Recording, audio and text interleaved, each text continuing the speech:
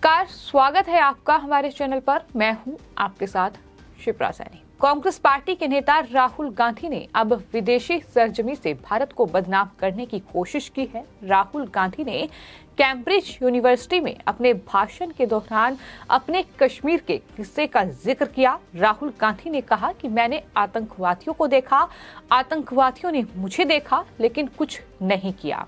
राहुल गांधी के इस बयान के बाद अब एक तरफ राजनीतिक भूचाल देखने को मिल रहा है, तो वहीं दूसरी तरफ सोशल मीडिया पर भी अब कांग्रेस पार्टी और राहुल गांधी की मंशा पर लगातार सवाल खड़े हो रहे हैं। अब सवाल ये उठने लगे हैं कि दरअसल राहुल गांधी ने अगर आतंकवादियों को देखा तो इसकी जानकारी उन्होंने सुरक्षा एजेंसियों को क्यों नहीं दी, और राहुल गांधी को कैसे पता कि वो आतंकवादी ही थे। सवाल ये भी राहुल गांधी से पूछे जा रहे हैं और कांग्रेस पार्टी पर भी सवाल पूछा जा रहा है कि दरअसल क्या अब कांग्रेस और राहुल गांधी को कश्मीर की जनता आतंकवादी नजर आने लगी है।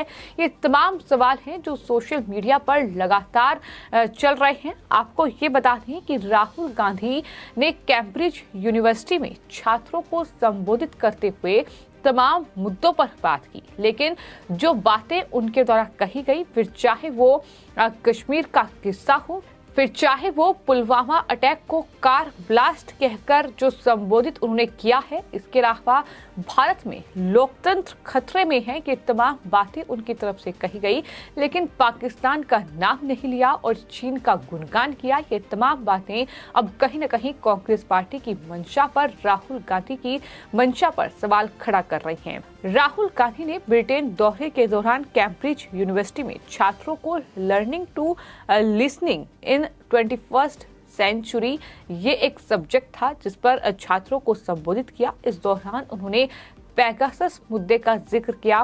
कोर्ट, प्रेस से लेकर संसद तक पर प्रोपेगेंडा को आगे बढ़ाने का काम राहुल गांधी की ओर से किया गया। इस दौरान उन्होंने अपने संबोधन में भारत जोड़ो यात्रा पर लंबी चर्चा की, कश्मीर का जिक्र किया और उन्होंने कश्मीर में हुए पुलवामा हमले को कार ब्लास्ट कहकर जिक्र किया, जिसके बाद अब राहुल गांधी पर सवाल उठ रहे हैं। आपको बता दें कि कांग्रेस पार्टी के नेता राहुल गांधी ने भारत जोड़ो यात्रा से जुड़ा एक किस्सा शेयर किया, और जब अपनी यात्रा के दौरान वो जम्मू कश्मीर में थे तब उनका सामना आतंकवादियों से हुआ था, ये राहुल गांधी ने कहा। राहुल गांधी ने बोले कि मैंने आतंकवादियों को देखा, उन्होंने भी मेरी तरफ देखा, लेकिन किया कुछ नहीं। यही सुनने की ताकत होती है, ये राहुल गांधी की ओर से कहा गया। लेकिन अब राहुल गांधी के इस बयान पर असम के मुख्यमंत्री हिमंता बिस्वा शर्मा ने पलटवार किया है। ट्वीट करते हुए उन्होंने लिखा है कि राहुल गांधी ने कहा कि आतंकवादियों ने उन्हें देखा, लेकिन उन्हें पता था कि वो उन्हें निशाना नहीं बनाएंगे। इसकी सूचना आखिर सुरक्षा एजेंसियों को क्यों नहीं दी गई? क्या राहुल को बचाने के लिए कांग्रेस की इन उग्रवादियों के साथ कुछ समझ थी? ये सवाल अब हिमंता बिस्वा शर्मा की ओर से पूछा गया है, लेकिन वहीं तमाम जो ट्विटर यूजर हैं वो भी अब राहुल गांधी और कांग्रेस पार्टी की मंशा पर सवाल खड़ा कर रहे हैं। और राहुल गांधी के इस बयान के बाद, इस किस्से के बाद कई सवाल खड़े हो रहे हैं जो कि लगातार उनसे पूछे जा रहे हैं। ठाकुर विनोद सोलंकी की ओर से ट्वीट किया गया है, जिसमें उन्होंने कई ऐसे ही सवाल कांग्रेस पार्टी और राहुल गांधी से पूछे हैं।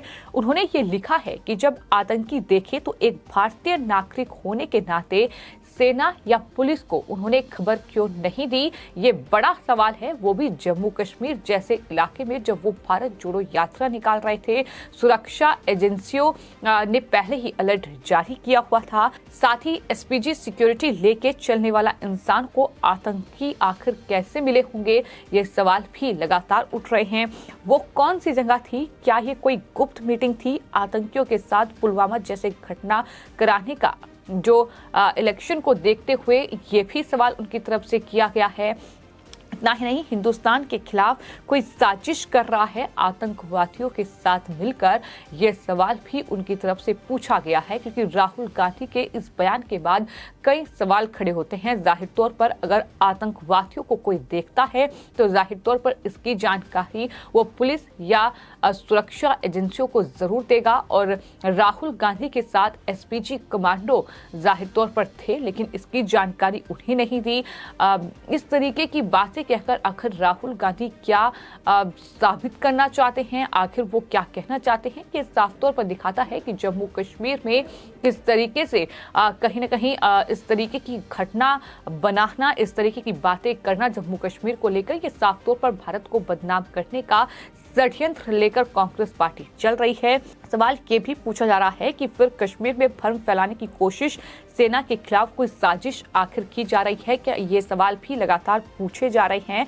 और पूछा ये भी जा रहा है कि दरअसल राहुल गांधी ने जो बयान दिया उसमें सच्चाई है या नहीं है, या मनगढ़ंत एक कहानी जम्मू कश्मीर को लेकर बनाई गई है, इसकी भी जांच होनी चाहिए। राहुल गांधी के इस बयान ने कहीं न कहीं कई सवाल खड़े कर दिए हैं जिनका जवाब मिलना बहुत जरूरी है। क्योंकि अगर इस तरीके से भारत जोड़ो यात्रा जम्मू कश्मीर में निकल रही थी और सुरक्षा एजेंसियों का अलर्ट था, एसपीजी कमांडो की तैनाती थी, सुरक्षा के पुख्ता इंतजाम थे, राहुल गांधी ये कह रहे हैं कि मैंने आतंकवादियों को देखा और आतंकवादियों ने मुझे देखा लेकिन कुछ नहीं किया, क्या वो जम्मू कश्मीर के लोगों को आतंकवादी बता रहे हैं?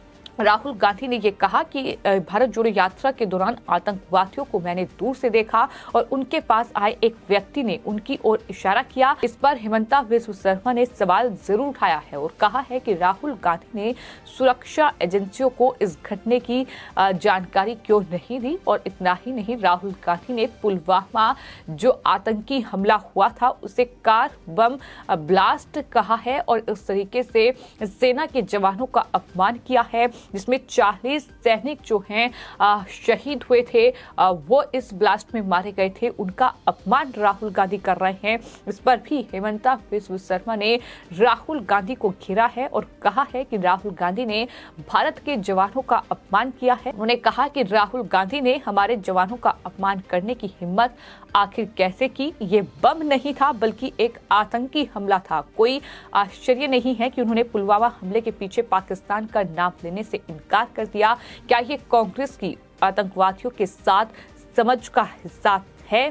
शर्मा ने यह भी पूछा है क्योंकि सवाल उठ रहे हैं कि राहुल गांधी ने पुलवामा आतंकी हमले को एक कार ब्लास्ट कहकर उसका जिक्र किया और पाकिस्तान या पाकिस्तान समर्थित आतंकवादियों पर उन्होंने एक शब्द नहीं बोला। जाहिर तौर पर इसके बाद अब कांग्रेस पार्टी की मंशा पर सवाल खड़े होते हैं कि आखिर क्या मिलीभगत है पाकिस्तान और चीन के साथ कि इस तरीके से कहीं न कहीं एक के बाद एक टूल किट सामने आती है, एक के बाद एक जो है सेना का अपमान करने से कांग्रेस पार्टी के नेता नहीं चूकते हैं, फिर चाहे वो राहुल गांधी हो, दिग्विजय सिंह हो या फिर दूसरे नेता हो। अगर जम्मू कश्मीर से आर्टिकल 370 को खत्म किया जाता है तो तकलीफ इनके नेताओं को होती है। तो कहीं ना कहीं सवाल इसलिए ही उठ रहे हैं कि राहुल गांधी विदेशी सरजमी से भारत को बदनाम आखिर क्यों कर रहे हैं।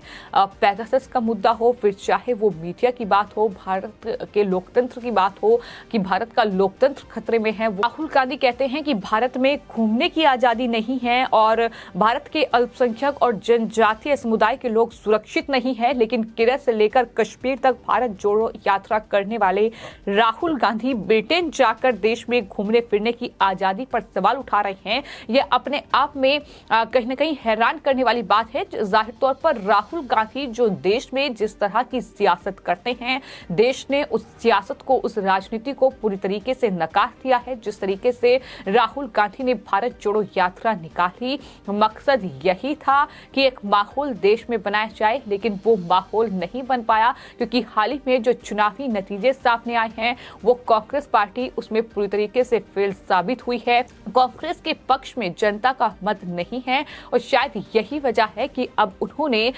यूनाइटेड किंगडम में कैम्ब्रिज यूनिवर्सिटी को चुना है इस तरीके का कहीं न कहीं अपना प्रोपेगेंडे को आगे बढ़ाने के लिए। और ये तमाम बातें कही गई हैं उनकी तरफ से, फिर चाहे बात उन्होंने देश का लोकतंत्र खतरे में है ये बात कही हो या ये कहा हो कि दरअसल भारत में मीडिया और न्यायपालिका सरकार के नियंत्रण में है, तमाम बातों का जिक्र उनकी तरफ से किया गया। अल्पसंख्यक और जनजातीय समुदाय के लोग सुरक्षित नहीं हैं, ये बातें उन्होंने हिंदुस्तान में नहीं बल्कि विदेशी सरजमी से कही हैं।